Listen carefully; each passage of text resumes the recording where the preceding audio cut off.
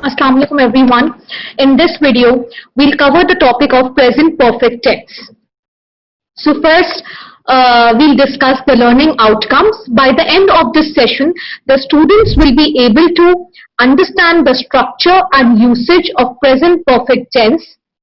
It's also very important for them to understand the basic difference between since and the usage of for, something that they'll be learning in this session. Understand the difference between the usage of been and gone. So let's discuss the usage of present perfect tense first. So basically we used present perfect tense when we want to talk about unfinished actions or states or maybe habits that have started in the past, but those habits or those states continue up till the present. And usually we are talking about how long the action has taken place, and we also need to use since and for in this context. For example, I have known Sarah since 2007. Now here I mean that, I have known Sarah, I still know her, and since refers to the year, the time from when I know her. Okay. Another example could be, she has lived in London for 3 years. Now this means that she still lives in London, but she has lived in London for 3 years now. And here we have used 3 to refer to the duration. I have worked here for 6 months. Now, I have worked here for 6 months, which means I'm still working here, but I have worked here, 6 months have been completed and the work is still in progress. Okay. Now, before we move on, since we have used the word since and for in this, the examples that we have just discussed, now I'll explicitly discuss the basic difference between the two. So since is used when we are referring to a very fixed time in the past. It could be a year like 2020, it could be a fixed date like September 20th or last year. And the fixed time can be another action which is in the past. For example, saying since I was a kid, since I was a teenager, since I arrived, since I was at school. I'll be sharing few examples in a while. And we use for when we are referring to the duration or period of time, like 2 hours, for 2 hours, for 3 years, for 6 months, things like that. So let's look at the examples. Usage of since. I have liked chocolate since I was a child. Now here I'm referring to the specific moment in my past from when I have started liking chocolate. I have liked chocolate since I was a child, and I still like it.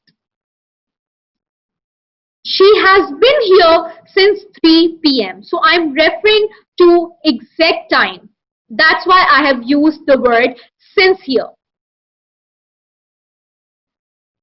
I have played the guitar ever since I was a teenager. Again, I'm referring to a very specific point of time in my life when I've started playing the guitar.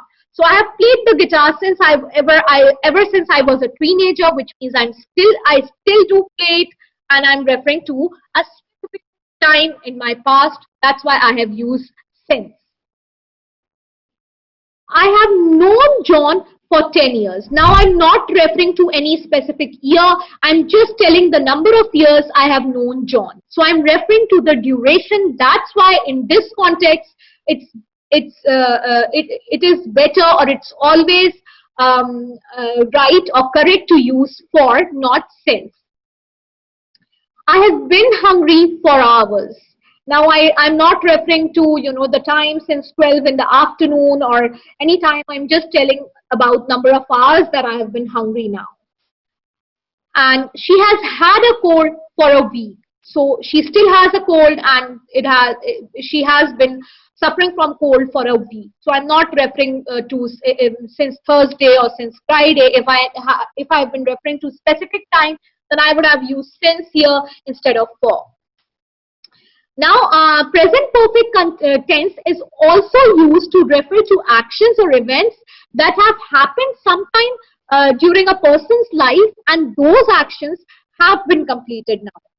And we don't talk about when the experience happened, and the person might not be alive now, but we're just referring to the experience that has been done and perfect and completed. So we can also use words like ever or never in this context. For example, I have been to Tokyo. Now this action has been completed. I'm done. I'm not there right now. I have been to Tokyo sometime in my life. They have visited Paris 3 times. Now, visiting Paris for 3 times, the action has been completed 3 times. This action has been completed in the past.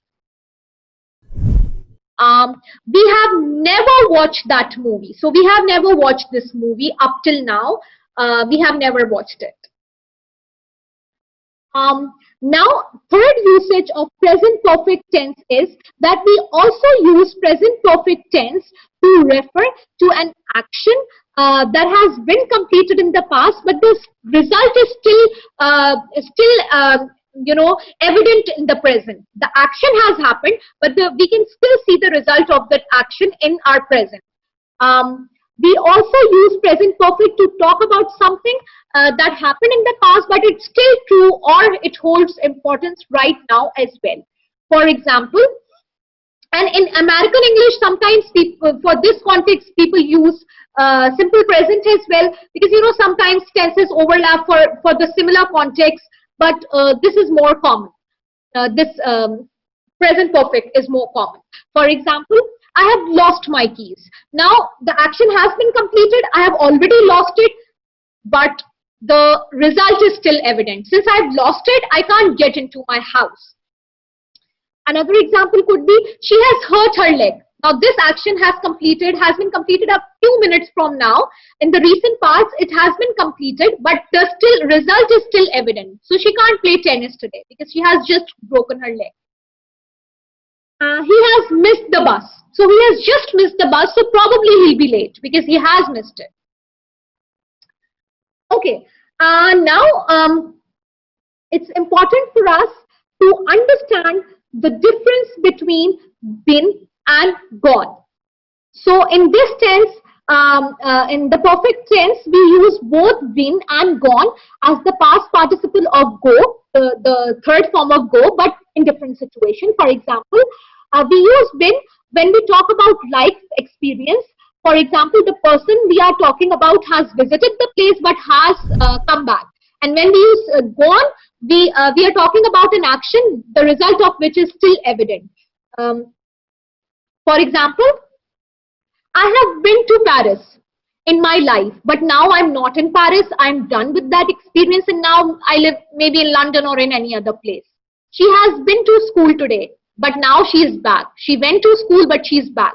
So a simple way could be just saying, using past indefinite like she went to school.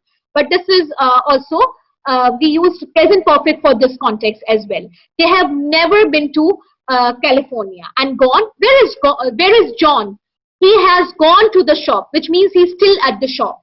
Julie has gone to Mexico, which means she's still in Mexico. They have gone to Japan for 3 weeks. Now they're still in Japan. When I'm talking about it, they're still in Japan. So this is sort of the basic difference between been and gone, which is which the students should be familiar with. Okay. Let's move on to the structure.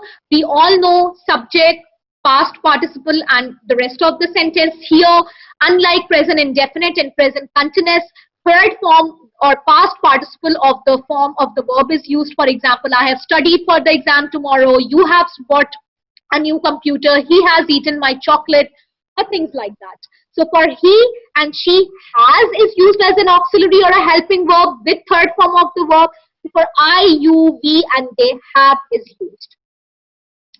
For negative sentences, not is added either with have or with has, depending on the subject. Remember, for present perfect, we always use third form of verb, which is past participle, and this is the reason in the first video I have talked about 3 different forms of verb, so you are familiar with the third form of verb.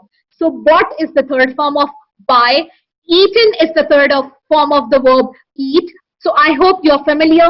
If for interrogative, has or have will be added in the as a very first part, depending on the subject. Have I been chosen for the team, or has he eaten my sandwich? So that's all for now. I hope you have understood the difference, the structure, the usage of present perfect, and the examples that I have discussed. So thank you.